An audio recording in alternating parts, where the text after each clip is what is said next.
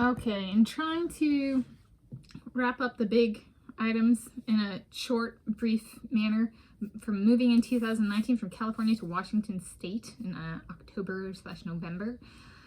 I'm Tanis Leonhardi. She, her, hers is Seattle. This is my YouTube channel, Tanis Leonhardi. I'm filming this Wednesday, 27 March 2024, and the last big ticket items, is, so to speak, that this video addresses are accounts, change of address, student loans, U-Haul, bins, and lease. Those are some pretty big ones. So accounts include, so that's an intro. Let's just jump into it. Accounts. So that's like, I didn't change my phone number when I lived in California, so I didn't have to change that one. I did have a bank account in California, so that required me updating, because I was moving, a change of address in general, but also moving out of state, that kind of thing. So that I would probably is the biggest one that comes to mind, is making sure that's up to date. That one, it wasn't, while very important in living life, is not that much of a hassle, and yeah. Once I figured out what to do and how to contact them, that kind of stuff, yeah. And I've called since and asked some general questions about my account, kind of thing. Or I did at the time of, is it okay if I keep my account? Because I couldn't remember. It was like, yeah, kind of thing. Yeah, and I've done, I guess one thing that's missing from these moving in 2019 videos is the driver's license, but I covered that in a separate manner at the time when I was going through getting my driver's license, enhanced driver's license in 2020. So that one's already been covered. So accounts was straightforward. Change of address, so that's the United States Postal Service. So mail continues to go to the same location until updated. So I made sure to fill out a change of address, which I did, so I drove from California, San Francisco Bay Area, to Washington State, Seattle area, north of Seattle area, and one day, 31 October 2019, and then I think it was the next day I filed my change of address or something like that. That one was one of the first check marks to check off, because I was familiar with the process because I had moved in California, and I had also done something you can with the USPS. Speaking from experience, I have done the putting a hold on mail, which means they hold the mail and they don't actually deliver it. If I was gone for a couple weeks, they're like, hold my mail, and then I'll go and pick it up at the post office. So I'd done that before, so I was kind of used to the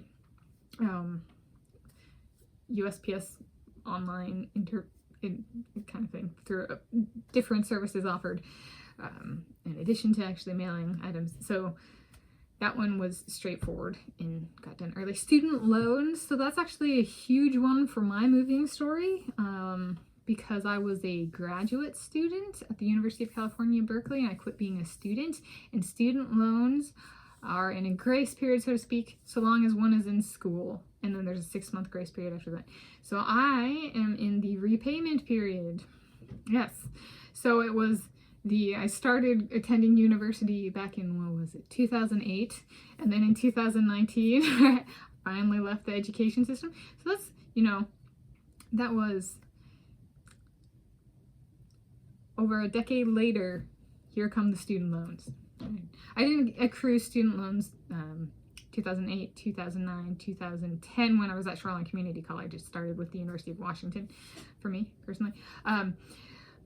So all of a sudden, right, there's a huge financial change. This is arguably, it's one of the biggest components, right, is updating refining who's my carrier, where's all my passwords, do I need to submit any information, I need to update my address, I need to find out what the different repayment plans are, and then apply for one, which I don't have income, but it still requires reporting of the zero income, speaking from experience. So I went through all of that, and then the student loan stuff started changing because of stuff happened in 2020, that kind of stuff. Well, not that kind of stuff, but I'm trying to avoid putting this in a certain place, so I'm not going to name it. But stuff happened, and so there was administrative forbearance, which means no interest accumulates. So those positions got on hold, but I still have to go in, and there's a period, and they're like, your Tanis Leonhardi, your repayments for this period of time or this, then come back at that point, right, and renew, see what's going on. So that's something I've been doing since I moved in 2019, is staying on top of my student loans, and there have been, you know, changes in who handles my student loans and stuff. So this is one that was a lot at the time, and it's been a lot since. I'd say this is the single biggest stressor. This is a great one to project forward. So if I get income, reportable income, so working for Noah Lyles, $40,000 a year, Salon Sarkani, $20,000 a year, and Ilya Karoun, $18,000 a year, that would be income that I need to start addressing my student loans with. Okay. Once I have that income, I need to go into my student loans, right? And I would personally, I would say, wait till I'm paid, wait till I have that physical paycheck, or whatever form it takes, e-paycheck or whatever, and then start addressing the student loan, right? I guess I can't repay them if I don't have, they're like, because technically if I don't have that payment, right, they're like, well, you still have zero income because you haven't gotten paid, right? So wait for that paycheck to come in and then file. So that's something that is like been on the front burner. Like, do I report this? And even with it, oh, I forgot one, health insurance. So even with, it's a big one actually. But I've covered that before on this channel, actually. But I guess I can, if I speed up. Okay, so student loans, there's a big one, and a big one moving forward. U-Haul. So my dad rented the U-Haul and covered the cost of it. We went to, there's a U-Haul dealership, rental place, near here. So we went, my mom, my dad, Hedgie the Hedgehog, and I went, and we decided on a size, and then he flew down, I drove down, packed everything up as best I could. He flew down, I picked him up from the airport. I think I picked him up from the airport. Anyway, we went and got the U-Haul. That was like the first thing we did when he arrived, was get the U-Haul. And we were thinking of like waiting a day, like he would spend the night, but he like arrived, we got the U-Haul, packed it up, loaded everything up, and it was like an hour and a half, and we were like, let's just start today. So we drove back.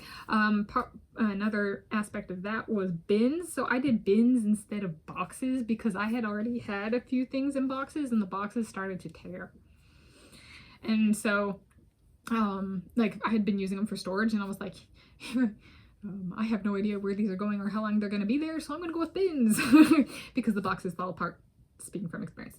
So I went with bins instead of boxes because they're more durable, more expensive, but especially considering where I am now, I would say that was A++, Tanis, speaking to myself. Okay. Lease, so we're going to add healthcare in here, even though I've talked about it before. Lease,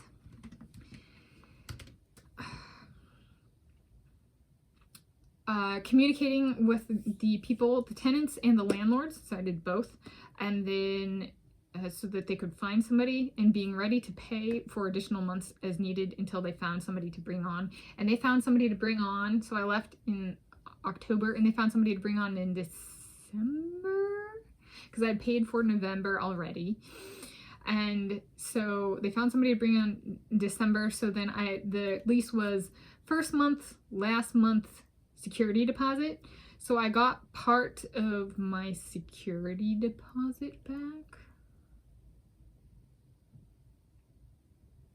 Yeah.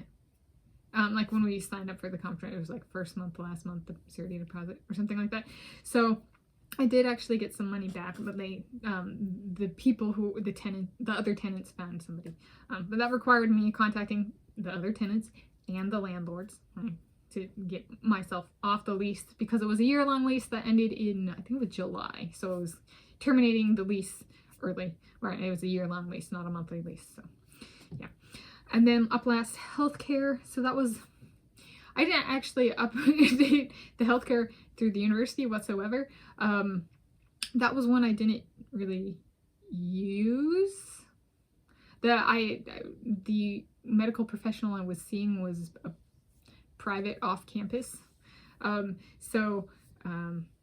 I didn't hear from him either. So I guess there's healthcare and health, and so that didn't really actually require any action for me. They offered me a severance package for healthcare where I could do like, it was like 6 months, and I did not accept that.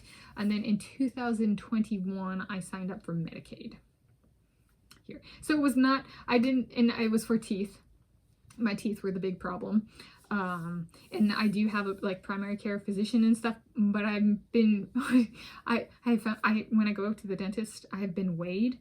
I have my blood pressure checked. And I've been more on top of everything than I have like at any point in time. I'm like, you know, if I have problems, I can go in, right? But when I get some of the other stuff, and I've gotten my eye exam done, right, and stuff like that. So there's a little bit of, unless I really need it for something targeted, like with the optical exam, I needed new glasses because, well, they were getting old, and then the dog hit them and they broke, and so I only had one pair, and I was like, if that happens with the other pair, I'm really screwed.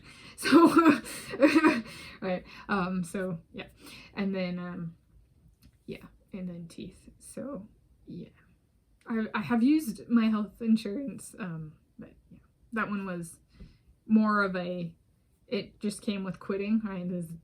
They removed me from the health insurance. So then the healthcare here, would that be health insurance or healthcare?